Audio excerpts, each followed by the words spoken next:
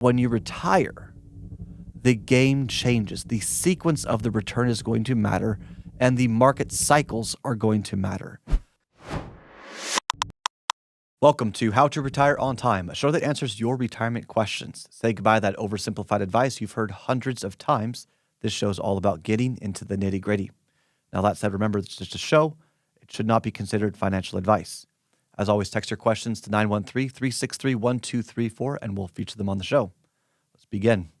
Hey, Mike, I've managed my 401k my entire life. I just buy and hold index funds. Is retirement any different? Oh, boy. All right. So let's dive into this one. First thing to understand is when you are growing your assets, whether it's in the 401k and the market on your own in an IRA or whatever it is so much easier to grow money than it is to distribute or take income in retirement. Here's why. When markets are tough, it's to your advantage because you're taking income, you're able to buy the dips, and you're able to, that grows, it advances, it enhances your growth. It's a beautiful thing. But when you retire, the game changes. The sequence of the return is going to matter, and the market cycles are going to matter. I think the fundamental question is, what don't I know that if I did would change my mind about this? Okay.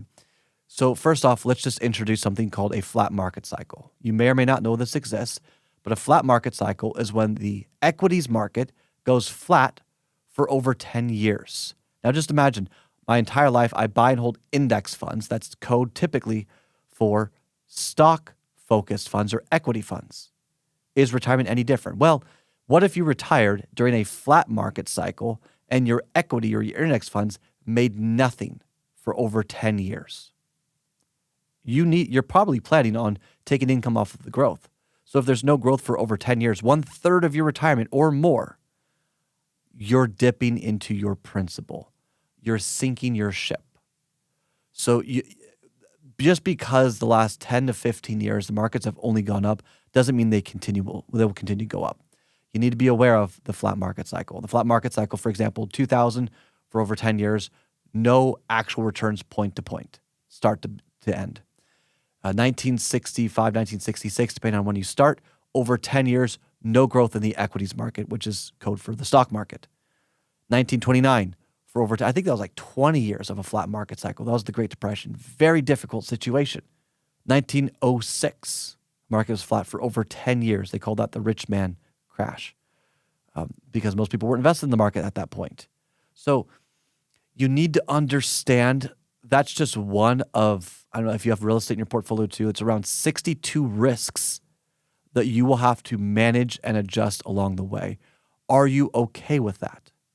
Did you know, by the way, that you can have a sequence of returns, as in the sequence of the performance of the portfolio at, let's say, around 5% versus 7.5%.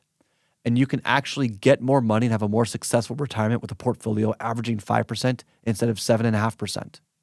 And the reason is the volatility or the swings, the ups and downs, are going to also affect your overall return. Even though the averages look nice, they may not be as nice as you would think. So understanding how to navigate that. The reason why I bring this up is if you're not really an investor, if you're not really a trader, if most of your life you just bought things and kind of ignored it and it worked out, that's a wonderful thing. But once you retire, you're playing a completely different game. Do not assume that because you grew your money well, that you're able to manage money in retirement well. Those are two totally separate skills. Think of it this way. I know many heart surgeons. For whatever reason, I just happen to meet a lot of heart surgeons. They're brilliant individuals.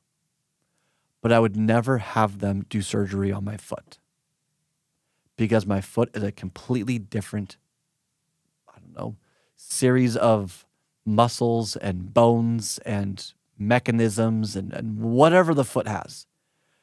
It doesn't make one person smarter than the other. It just means they're different and they need to be managed differently. And the reason why I say this, I'll give you a quick story.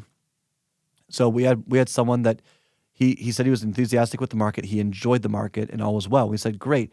We put together a portfolio, all was well. And one of the stocks was basically a soft monopoly. It was a very consistent, long-term, tried and true position. Until one day there was an announcement they lost their competitive advantage and they tanked like 10, 15% in a day. And he said, I know I could be doing this, but that's just too much. You guys were already there. You had already sold out of it. You had already adjusted it. I didn't. I was enjoying my retirement, and then I came back and it was too late. I don't want to be in this every single day. He then had the foresight, the wisdom to say, look, can you just manage it for us? Now, let's do the opposite of that. I've met many people where their purpose in retirement, where they're connected, where they're challenged intellectually, really comes from their ability to wake up and hit the market, hit the news, and really make informed decisions. And sometimes they don't make a trade, right? They're investors or traders, whatever the difference is there.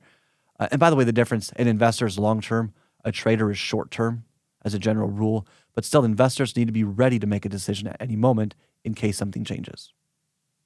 My point being is there's an emotional toll that will be had if you decide to manage your retirement on your own. For some, that emotional toll is a positive. It's a beneficial experience because they enjoy it. And for others, it's nasty. It's terrible. So be weary of that. Are you aware of what you're saying yes to and all the responsibilities?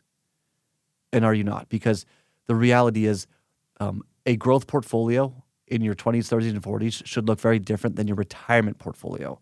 And then how you manage it from an income plan standpoint, from a tax planning standpoint, from Social Security optimization, all these different things. It's a lot more difficult to just line it all up and then go.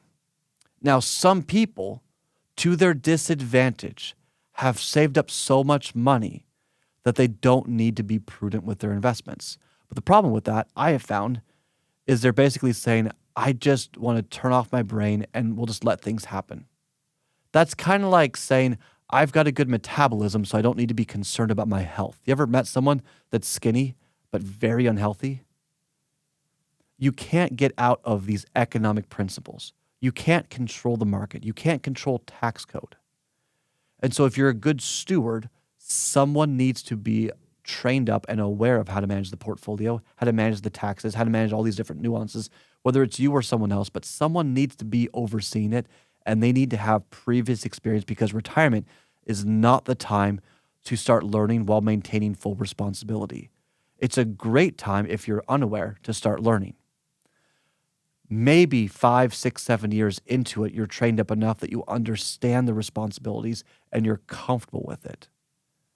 But don't fall into the Dunning-Kruger effect, which the Dunning-Kruger effect it basically illustrates. And look this up on YouTube. Very clever. It's why those who lack experience overestimate their abilities. Too often I've had people say, I want to DIY my retirement. I have no problem with that until I say, what's your investment history like? Are you in the markets? Are you aware of how this works? How does this work? How does that work? I just kind of poke a little bit and figure out what's their investment competence. And when they say, I'm really interested in it, I want to start learning now. That's a red flag. Be mindful of that. Please.